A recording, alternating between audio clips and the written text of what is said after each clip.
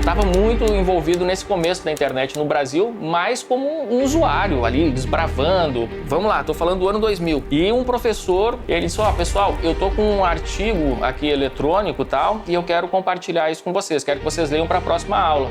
Que coisa mais amadora, né, eu pensando. Então eu sabia fazer um sitezinho desse. Eu disse, eu posso fazer para esse cara. Bom, mas se eu faço para ele, eu dou Ctrl+C, Ctrl+V, faço para os outros professores. Aí pensei mais um pouquinho, bom, mas se eu faço para os outros professores, eu faço para o Brasil inteiro, né?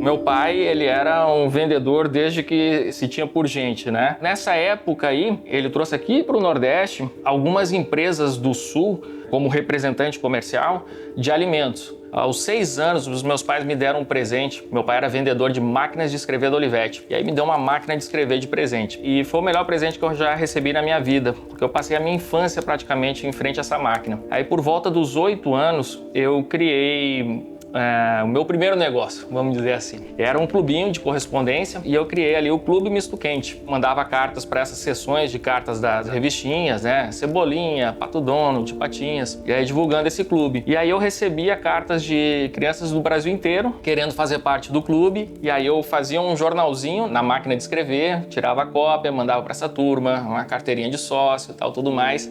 E cara, isso foi a minha infância. Depois, quando eu já estava no ensino médio ali, né, no terceiro ano, eu sabia que eu tinha alguns talentos, era um cara muito criativo, só que eu não sabia para onde essas características que eu tinha apontavam no sentido profissional. E aí no terceiro ano eu estava completamente perdido. E acabei escolhendo o curso de Direito e empurrando o curso de Direito com a barriga, testando outras alternativas. E aí eu me vejo, durante o curso de Direito, levando livros de administração, de empreendedorismo, para as aulas de Direito só para poder aproveitar o tempo, né? Aí até que chegou um ponto que eu disse, não nasci pro direito, lógico, isso aí já tá óbvio há muito tempo, e a minha praia realmente é na área de administração. Larguei o curso, eu tive que, falar com a minha mãe, com meus pais, né? Minha mãe foi super cúmplice nessa coisa. Aí ele conversou comigo, querendo desistir do direito e partir para outro curso. Diante de toda aquela mudança que haveria, nós achamos melhor manter um segredo, que ele iria fazer o vestibular e que se tudo corresse bem, se ele passasse no vestibular, então nós levaríamos ao conhecimento do resto da família, e foi o que aconteceu.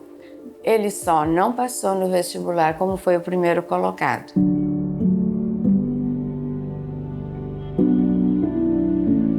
Quando eu passei em administração, foi assim, amor à primeira vista. Desde o primeiro dia de aula, eu disse, nasci para isso. E um professor mais, vamos dizer assim, mais inovador, ele disse, pessoal, eu tô com um artigo aqui eletrônico e tal, e eu quero compartilhar isso com vocês, quero que vocês leiam para a próxima aula. E aí, para vocês terem acesso a esse artigo, vocês podem entrar aqui, escrever o e-mail dele no quadro, e essa é minha senha. É só vocês entrarem no meu e-mail que vai ter lá. Eu disse, que coisa mais amadora, né? Eu pensando, né? Assim, tá dando acesso ao e-mail dele, é uma invasão de privacidade e tal. Ele devia ter um site onde ele colocasse lá o material que ele deseja compartilhar com os alunos, poderia escrever artigos. Aí disse, eu posso fazer isso para esse cara. Eu estava muito envolvido nesse começo da internet no Brasil, mas como um usuário ali, desbravando e também mexendo nesses programinhas de editar HTML logo no começo, ali, aqueles Microsoft Front Page, essas coisas. Então eu sabia fazer um sitezinho desse. Eu disse, eu posso fazer para esse cara. Aí eu pensei mais um pouco, mas se eu faço para ele, eu dou Ctrl+C, Ctrl+V, faço para os outros professores. Aí pensei mais um pouquinho, mas se eu faço para os outros professores, eu faço para o Brasil inteiro, né? Aí sim que eu senti uma lâmpada se acendendo, eu disse, caraca, uma ideia de negócio e tal. E aí fui para casa correndo e eu disse, eu preciso botar isso no papel. Plano de negócio, né? Estudante de administração, vou fazer um plano de negócio. Vamos lá, tô falando do ano 2000. Não existia Facebook, não existia rede social, não tinha nada disso. E eu fiz um negócio assim que era realmente assim, um planejamento de uma rede social, com recurso disso, recurso daquilo e tal, mas nada que eu pudesse colocar em prática com os meus conhecimentos. E aí fui atrás de empresas. Comecinho da internet, não tinha nenhuma empresa. Tinha o sobrinho de alguém que mexia, que fazia e tal. Eu conheci uns caras lá do Mirk, né, que era o software que a gente usava ali para se comunicar. E os caras, não, a gente faz, tal, olhar aquele plano, fantástico, cara, 3 meses isso aqui tá no ar. 4 meses, 5 meses, 6 meses, tá? Encurtar a história aqui, 1 ano eles não me entregaram nada, né? Mas na verdade eu que atrasei todo esse processo, também pentelhando os caras, né? Eles teriam entregue e seria aquela coisa, né? Primeiro você começa, depois você melhora. Aí eu criei uma comunidade no Yahoo Grupos da época. Esse grupo começou em João Pessoa, logo começou a se espalhar e quando veio o grupo era nacional, já estava com mais de 3.000 pessoas no Brasil inteiro. E discussões riquíssimas. E, cara, aquilo eu vibrava. Isso foi, assim, fundamental na minha formação, esse grupo específico. Até que ele chamou a atenção da revista Você S.A. A revista Você S.A. tinha lançado uma plataforma de comunidades de grupo de discussão, se chamava Você na Rede. Enfim, aí me descobriram, o Cássio Utiama, um jornalista fantástico, me manda um e-mail e disse, Leandro, aqui é o Cássio da Você S.A. tal, a gente tem esse projeto e queremos convidar você a trazer a sua comunidade para cá. Eu topei na hora. Ele disse, pode preparar o terno aí, tira umas fotos, tal, que você vai sair na revista. Eu sou estudante de administração. Eu disse, caraca, na Você S.A. e tal. Saí na Você S.A., foi crescendo. E ao mesmo tempo, eu encontrei outra empresa e essa empresa consegue desenvolver o projeto ali do Administradores. Então surge o Administradores como portal, só que eu não me senti à altura disso. Eu era um estudante universitário e tal, né? Eu me tornei, assim, obcecado em aprender mais. E aí eu não parava. Então era curso direto, curso fora da faculdade, curso na faculdade e tal, tudo mais. Conheço a minha esposa no meio desse caminho, a minha esposa começa a namorar com ela e tal. Ela diz assim, se você voltar pro curso de Direito, você vai estudar na minha sala. Ela era estudante de Direito. Que legal, né? Só que eu não gostava do Direito, mas gostava dela, eu queria estar junto e tal. Aí juntei ali as duas coisas, voltei também pro curso de Direito nesse meio tempo e acabei me formando. Quando a gente se forma, eu digo, eu preciso continuar aprendendo administração. Aí eu digo, vou fazer um mestrado e eu quero que seja na melhor universidade do país, né? O melhor mestrado de administração, que era, por coincidência, na Federal do Rio Grande do Sul. Então a gente vai para o Rio Grande do Sul, ela vai comigo também para fazer o mestrado, passo lá no mestrado. Aí nesse período foi uma loucura, porque era mestrado. Logo depois eu comecei a dar aulas também, passei como um professor substituto e tinham administradores que estavam ali naquele movimento já, né, com audiência, com tudo. Isso era de manhã, de tarde, de noite e madrugada dentro. Leandro é uma pessoa que ele tem mania de abraçar tudo. Ele ficava extremamente sobrecarregado e às vezes ele dizia, não vai dar certo, eu vou deixar ou a faculdade de Direito ou eu vou deixar uma outra coisa, mas não o Administradores, assim, sabe? Assim, a gente tinha essa parceria de um sempre dar forças pro outro, né? Então eu ficava meio que em cima dele. Então todo semestre ele dizia que ele ia largar a faculdade de Direito e eu ficava em cima, não, já foi até aqui, então vai até o final.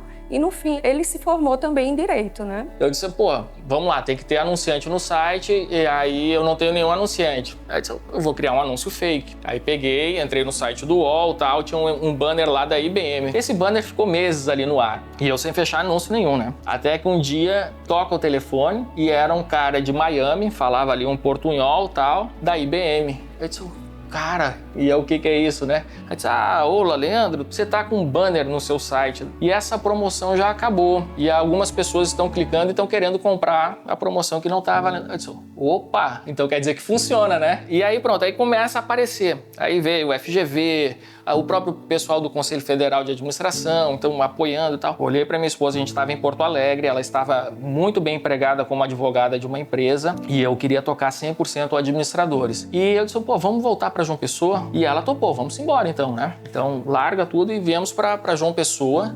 Aqui a gente começa na empresa da família, numa salinha de reuniões.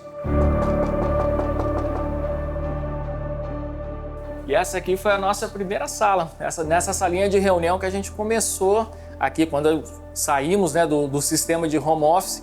Então, o primeiro escritório do Administradores foi nessa salinha de reunião. Meu início aqui no Administradores, diria que sou uma prova viva do início do Administradores, porque conheço o Leandro desde a época da universidade, e fomos colegas de turma. Eu queria ser um professor universitário, enfim, seguir essa carreira acadêmica, mas em 2008, durante um intervalo da aula do mestrado, eu vi lá no mural lá na universidade um convite para trabalhar no Administradores. Mandei meu currículo por e-mail, né? Em 5 minutos ele me ligou, velho, para que você mandou o currículo? Vem aqui, vem conversar aqui, né? Em 2008 a gente já estava aqui numa sala bem pequena, né? Cabiam só 2 pessoas, era ele e a Ana, e aí eu tive que tomar uma decisão. Em pouco tempo depois que eu entrei, bateu aí os 6 milhões, 8 milhões de visitas, né? Porque naquela época era muita coisa, a gente brigava de igual para igual com players como Exame, Valor Econômico, enfim. Estou aqui no Administradores desde 2008, né? Hoje sócio da Stoic, né? Desde 2022.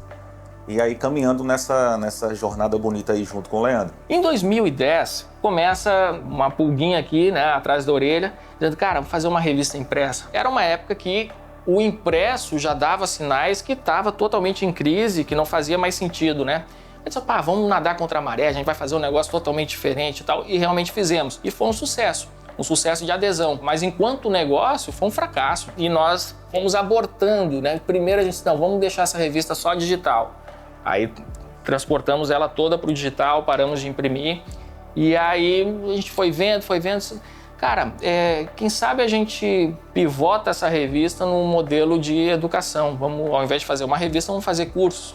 E aí que foi o embrião aí do Administradores Premium, que é a nossa escola, e a gente lançou o Administradores Premium em 2014. E aí a gente começou a colocar lá nessa plataforma, o cara assinava e tinha direito a um workshop online por mês. Aí a gente chamava a galera para fazer esses workshops de 1 hora e tal. Aí começamos a fazer 1, 2, 3, 4, até que veio a sacada. Assim, cada pessoa que entrava tinha direito ao workshop daquele mês, entendeu? E aos próximos. Tinha começado a Netflix ali no Brasil. Eu disse, pô, vamos fazer um negócio igual a Netflix, né? Não tem pra que ser só um workshop, que é o do mês e tal. Vamos juntar tudo que a gente já fez e dar acesso a tudo pro cara que assinar. Aí o Administradores Premium, né, foi pioneiro nisso aí. Como a gente começou muito cedo nesse mercado de educação online, então assim, fomos pioneiros, a gente passou por várias soluções para gestão de assinaturas, para venda de cursos online. Até que chegou um ponto em que esse mercado começou a ficar bastante popularizado por conta, enfim, das pessoas que utilizam essas plataformas e começam a divulgar suas conquistas, com as plaquinhas, vendeu tanto, é isso, é aquilo e tal. E a gente fez, né, uma migração para uma dessas plataformas. Aí disse, beleza, começamos lá a vender e a gente começou a observar só que as coisas estavam, assim, mais difíceis, né? O nosso lucro, ele tá diminuindo, mas como se a gente está vendendo mais e tal? E você não consegue entender onde é que está o furo disso. É aí que a gente foi olhar e disse, opa, tem um sócio aqui. E que a gente apelidou carinhosamente de agiota aqui dentro. Eu disse, olha, que ele tá vendendo aqui, o agiota tá comendo tanto, né? Bom, e aí a gente começou a buscar alternativas para isso. Cara, e aí a gente chegou na Guru.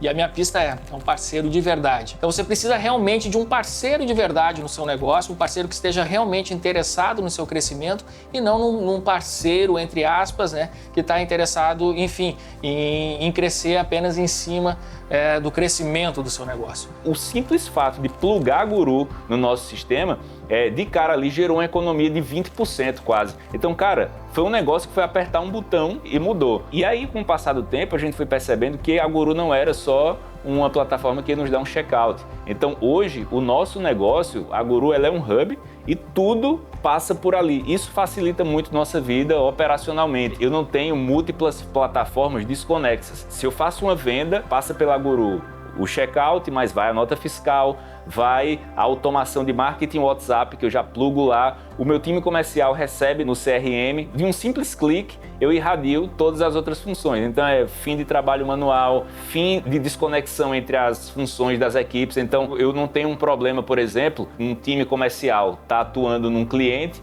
e outro chegar nesse mesmo cliente depois. Se eu estivesse trabalhando com plataformas desconexas, isso poderia acontecer. Mas a Guru me permite que a gente conecte tudo e eu consiga ter um controle desse fluxo do cliente também, né? Bom, num determinado momento a gente se deu conta que nós éramos muito mais do que um site, muito mais do que o Administradores em si. Nós criamos um verdadeiro ecossistema de negócios e nós tivemos que criar uma holding, e não por acaso nós chamamos essa holding de Stoic, por conta do estoicismo. E essa holding, ela foi criada justamente para abrigar outras verticais que porventura a gente venha a criar ou se anexar, digamos assim, a outros negócios. E vem muita coisa pela frente. Nós estamos criando um novo hub de educação, que é o cursos.com.br, esse mais abrangente, não restrito só ao mundo dos negócios. Estamos criando uma plataforma voltada para leitores, que é o leitores.com.br. Cara, o que a gente observa nesses 25 anos? Que eu posso deixar aqui como uma coisa assim, ó, isso aqui a gente pode escrever em pedra. Você nunca pode parar de aprender, você nunca pode achar que já sabe o suficiente, que já aprendeu o suficiente, que já não pode mais aprender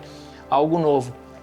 Então, a única forma de se manter relevante é continuar aprendendo. Então, se for para deixar um recado final para os empreendedores que estão nos assistindo, nunca pare de aprender e contem com a gente aqui para continuar aprendendo sempre.